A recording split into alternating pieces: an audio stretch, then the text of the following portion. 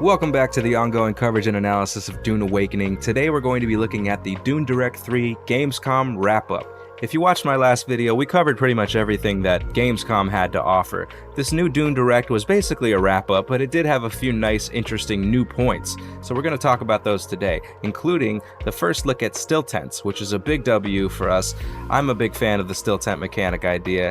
We did see maybe a prototype version of the still tent in this clip from Dune Direct 2. There's no confirmation on that, but that's just my feeling.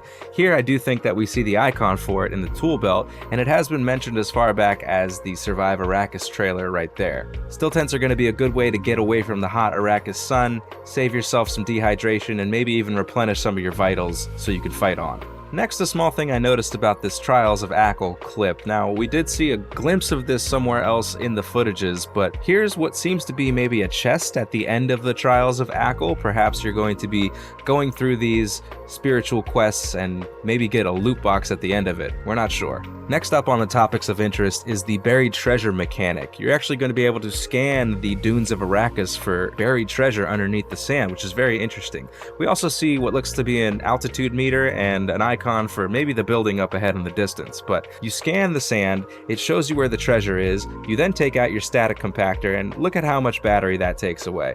You can also see that it depletes the ammunition almost entirely in order to uncover this treasure.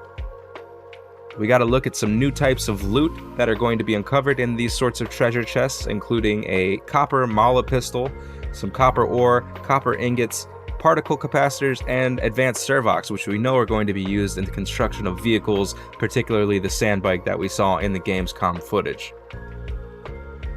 Interesting note about build sets, we get to see the Harkonnen, Atreides, and 4 levels of Chom build styles in this menu here. It's going to be very interesting to see what sort of creations people come up with, now knowing that you're actually able to mix and match the build styles to create these sort of abominations, as Joel calls them.